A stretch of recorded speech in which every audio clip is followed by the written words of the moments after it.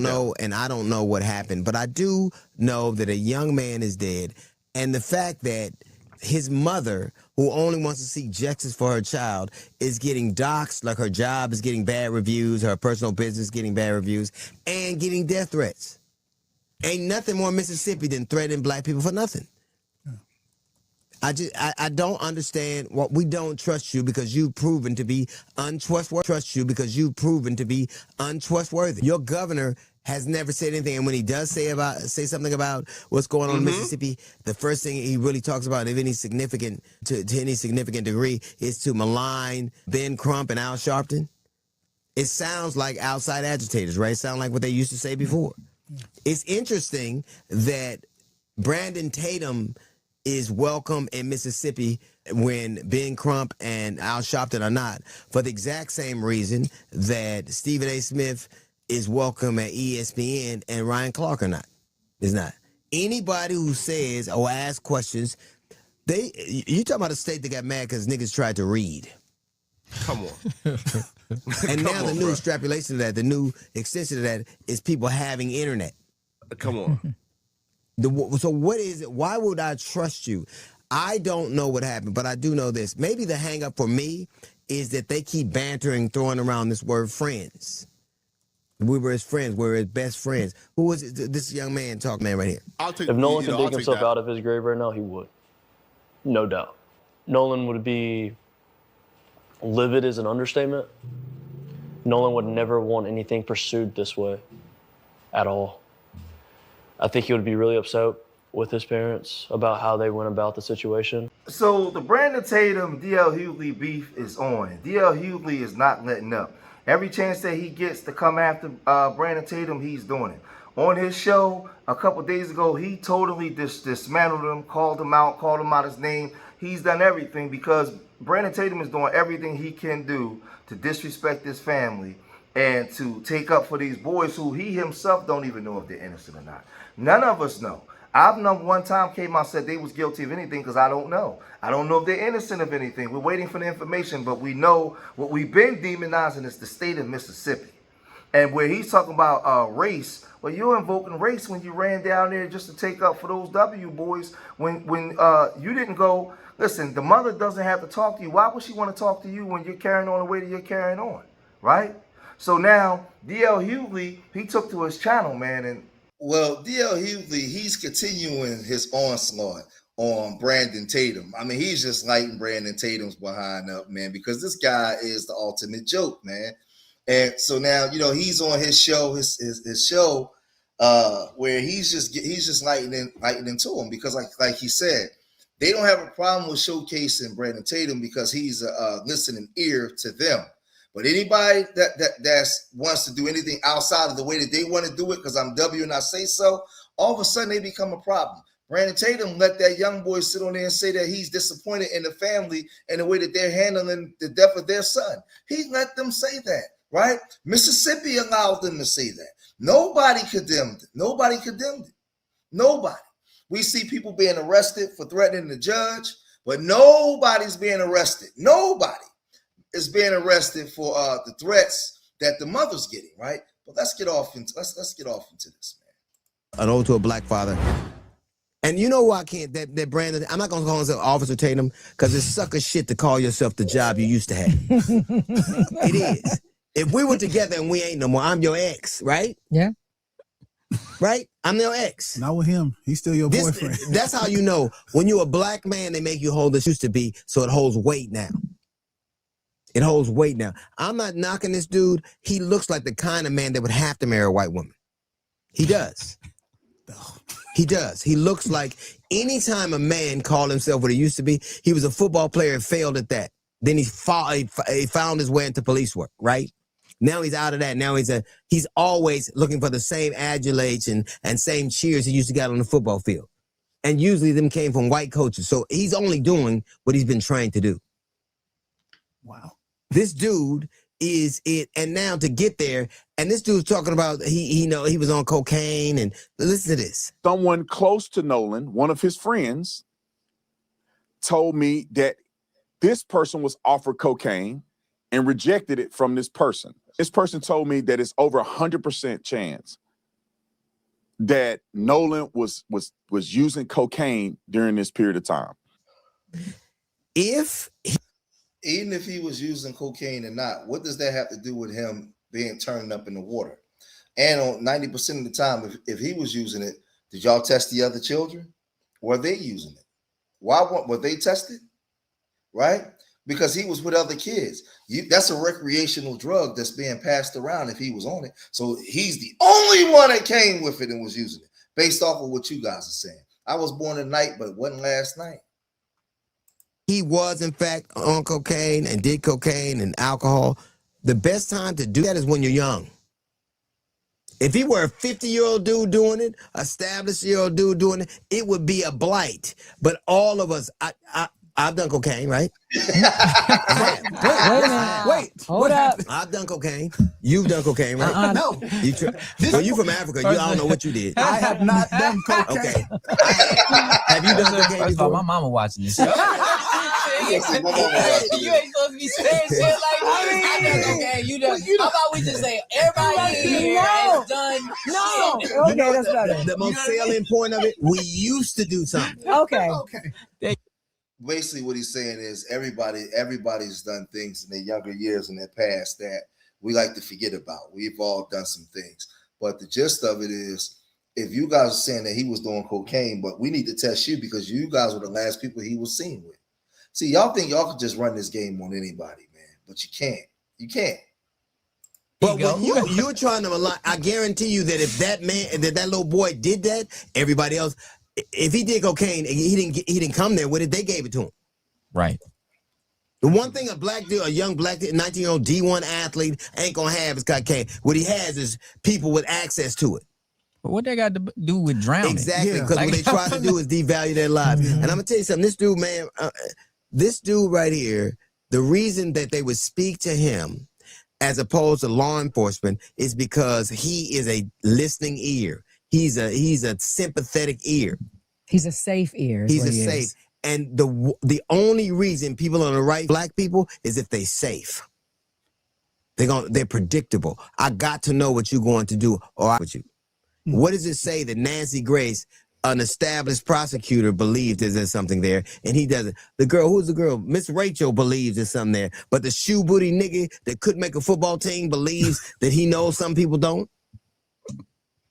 This dude, and he's getting, and he talked about how he got death threats. You didn't talk about how his mama got death threats. You had his best friend on there maligning their relationship. I don't know that dude. I don't know who did what. But the only person I know for sure is innocent is that boy's mama. I don't know nothing about them, and I know for sure none of them was friends. Now, the mama was saying that she got death threats. She was also saying that people was calling her job. They was doing everything. He ain't used, as a so-called good Christian, he ain't used his platform to highlight none of that. None of it. He didn't use his platform to highlight none of it at all. Right? And that's the hypocrisy part, right? It's just real goofy, man. None of them. They have taken a wide latitude and a license with a friendship, and that's the problem we're having, because we don't know a friend that would act like that. Well, not even that. I think the bigger problem also is I don't know a case that didn't involve melanated people that you would have something like this happen. You were talking earlier about Natalie Holloway. They searched for that guy for 18 years. Yes. And that story about Natalie Holloway. Right. Yes. But that story was on the news every day or every other day. They wanted to get to the bottom of it. They wanted to talk to any and everyone who was in proximity of her. However, you don't talk to the kids who saw him last. Exactly. When this dude, Brandon Tatum, talks about Sandra Massey and talked about Sandra Massey had acted so suspiciously by holding a boiling water that she basically led to her own death. Because the thing about black people, when black people die, you don't die once, you die over and over again. They kill your character, they kill who you could have been. Now that's important when you say they kill your character, they kill who you could have been, and they man, listen, they go all the way back when they use their media. So when they talk about race baiting, right? They're the ultimate race baiters because they destroy you, they completely dismantle and destroy you in the media. This is what they do. This is what they do. So by the time it comes to having any sympathy towards your plight, all that is gone because they done painted a whole narrative about you. But then they want to come with this black fatigue and race bait and stuff. It's all psychological conditioning they using to break you, bro. Man, let's continue. Being and the kid what people knew you as. Now we're gonna start hearing about how is it really that unusual that an 18-year-old kid getting ready to go off to college got drunk or tried drugs? Nope. Is it really? Don't talk to me about morality when you right now support a dude who's closely associated with a pedophile for values. Don't tell me about that. And you supposed to be a cop too? I was about to say, no wonder he got fired. I'm like, former cop. Solve the case. Former cop. What made him elevate like this was going viral on social media. So what he is an influencer. But talking an influencer, but only for them. He got a YouTube channel. I don't even like calling him an influencer. And how dare you put yourself in the same sentence as me? You was my fan. I was never yours. I'd have never liked a nigga like you. Oh, never. Oh, wow. That'll hold him. Never. I'd have never. I used to be his fan, but I'm supposed to make people like you uncomfortable. I'm raid for niggas like you. I am. I'm sunshine to roaches. I'm light to roaches. You supposed to not like me. We're not supposed to be in the same sphere. I'm glad that you stopped liking me because that means I was doing something right. What you are doing is making apologies for something that should be easy to have. We should all be suspicious of a state that has shown itself to be dubious when it comes to Black lives. And you forget you have one. And how dare you have the temerity to talk about the way somebody else speak? Yeah. You have the temerity to speak about somebody speak. You didn't get into this game because of your acumen. You got into this because of your size and your athletic prowess. When that didn't work, you used that same thing for police work. When that didn't work, you tried to intimate you had intellect. Which he has done. Let's play with them, kid. I've been at this longer than you've been alive. And I'm still here. And you know my name. And the only reason I know your name is because somebody gave me a coon alert. Literally. He is. That's going to leave a mark. And oh, my God. He is totally he is totally dismantling this guy, man. I'm here for it, man. I'm for it. I am for it. Problem with him, and he don't seem to get this. And I'm never going to call you officer. You're not that anymore. You're not an officer. You're an ex-officer, and you didn't make it to detective. I would have a different conversation if you'd risen to the level of detective. If you were on police department 6 years, you didn't get far. And now you're sitting up here talking to us as you're if you're an expert. Well, not just talking to us, but having the audacity to go and sit down with these alleged friends to investigate. Because remember in his video, he said, I traveled here to Mississippi to get to the truth. Right. These kids are innocent. Right. How dare you? Blah, blah, blah. But the thing is, he's saying he's going down there to get to the truth as if these kids won't lie, as if these kids will be the one, whatever they're saying is the truth and everybody else is wrong. That's what he's doing. But again, he got in trouble with his base when he brought that guy from the protected class onto his channel and he was supporting them. They was destroying him, calling him out his name, everything. So now he's going very, very hard in the paint, very hard in the paint, right? To the point where, like I said, somebody's son is unalived. He doesn't care. He's disparaging the mother. He is doing anything and everything he can to show W folks, hey, I'm here. He's already been called out by W folks for being a bootlicker. They already called him out. He don't care. He don't care. He going harder. But actually did get the interview, which of course questions why would why? Well, I know why, but I'm gonna tell you something. The last thing they'll let a big, strong Black man do is put them in a position where they're uncomfortable. By definition, if they let you in their proximity, they're comfortable around you. They're comfortable around you. And I don't know how you can investigate a situation that has so many moving parts and make people comfortable. Yeah. Most times, law enforcement is shaking a tree and see who does what. My parents would have whooped my ass if I held on to that phone. What you got this phone for? Exactly. Exactly. It's a dead person's phone. Right. You turn this in. Exactly. I do not understand. I know what it's like to lose a friend, somebody you love. I can't go honestly, I can't go, I'm sure this has brought that up for me. So it's almost every time something happens, I think about it often and what part I could have played. But the one thing I know for sure, I will always question my actions in terms of if I'd have been there, what could happen. But I'll never question how much I loved him and how much a friend of him I was. I hold him in my heart. Right. Up until about 10 years ago, I used to use his name when I checked the hotel. Don't tell me, friend. Don't tell me about you scared because people might do you harm. I'm going to say bye to my friend because it's the last time I get to see him. So let's stop using the word friend. Maybe if we were saying acquaintances, maybe if we were saying teammate, maybe you were saying we wouldn't have the import. It wouldn't have the weight that it does. You put that weight on there. You inserted yourself in the story. You said you were his friend. You told us, but you forgot that niggas know what friends are. We know what that. Well, remember, we're not human. That's why they was bringing up the Chicago and black on black crime and all these other things that they can bring up to dehumanize you, to act like we don't have friendships, we don't have love, we don't have all these things that everybody else is supposed to have, right? So you can do whatever you want, you can say whatever you want, you can treat us any kind of way you want, you can do whatever you want to do to us, and that's the narrative that they're pointing out there, and that's what DL is alluding to, and the way that they're handling this case. Oh man, they'll complain for a week. After a while, they'll get over it and they'll just move on, right? Because they're used to death. This is what they do to each other anyway. Means the fraternity I belong to, I went to that fraternity because of its value and its connected to friendship. So don't sit up there and tell me, play on the word friend, and then expect me not to hold yourself up to it. Don't talk to me about morality when you do anything other than that. I don't know what you did. I know what you didn't do. You weren't a friend. You weren't that. You can be anything else. Don't call yourself a friend. And if that's a friend to you, if that's a friend to you and somebody who is in that sphere claims to be your friend, you better run. Yeah. You better run. The one thing we know, because we ain't ever had, the one thing we know is friends.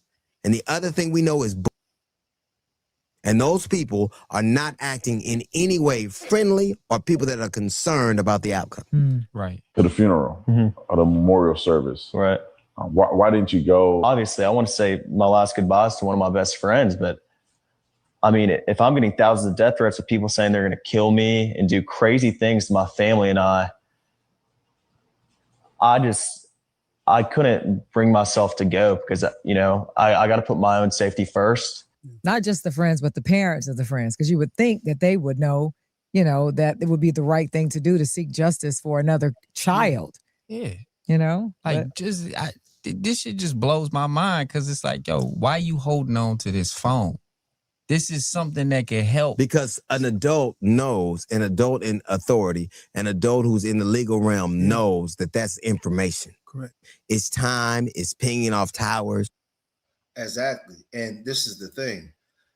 Listen, that's what I'm saying. The full truth is going to come out. Like they can't keep hiding it. It's going to get exposed. Whatever happened. I don't know. I didn't know Nolan. I didn't know his family. They lived in that town. These were the people that he was around. I don't want to put a body on somebody. I don't know whether they did it or they didn't do it. Where there's smoke, there's fire. It looks real crazy. Right. And I want to wait. I want to wait for all the information to come out because I want to keep the integrity of my channel. Right. Like I said, I'm not like them people where they just throw everything on us and just throw us under the bus like that. Right. And then when we do it, they want to come out and sue. So you got a woman that was already arrested and she's being by the feds because she was allegedly calling the judge. Like you're calling a judge and doing a whole bunch of foolish stuff because you're getting triggered by the stuff that you're seeing online, but you don't know. We haven't found out what happened. Y'all don't know if they're guilty or innocent yet, right? We don't know what happened yet because they're withholding all the information. Now, for me, it looks like knowing the history of these people and what they do, it is what it is. But I just don't want to put nothing on nobody until we got all the facts out. And I believe that they're withholding the facts because they know that something bad happened to this boy. They know something bad happened to this boy. Let's listen to a little bit more. It puts people in proximity to things. They know how valuable that They've phone been is. coached. They've been coached. Yeah. That boy didn't call talk about giving. He talked to an adult. If we were watching this on a TV show, everybody, we would all be like, oh, they did it. They did it. You would instantly think that if you were just watching the show and they put all this there, way of watching Law and Order, you'd be like, oh, they did it. If it was, we changed the circumstances around and everybody looked differently, we'd all say they did. The difference is we would say they did it, no matter who did it. Right. And if and when, and somebody's going to have done something. And see, what he just said is the key. When you switch it around and it was us and we seen that we did it, we will say he did it. But when you're dealing with Beelzebubians and jackals, you can't expect them to come out and say anything. They're going to protect, they're going to lie, they're going to cheat, they're going to steal. They're going to be the original Jack Sparrows, the Pirates of the Caribbean. That's what they're going to be. That's who they are. And that's who they always been. Make America great again, right? This is Mississippi. We know this. But they got that black lawyer dude, Brandon Tatum. They got all these people to come out here and run interference for them, man. Ain't nobody. We not fooled, man. We not fooled by them buck broken Negroes. And they've been called out. They already been called out by MAGA. MAGA told them we don't accept you, right? But I'm glad that he's continuing to go in on Brandon Tatum, man. Y'all let me know what y'all think, man. If you made it this far in the video, hit that like button, subscribe to Street Media TV, leave your comments in the comment section. Remember, I love y'all. To the next time. Peace.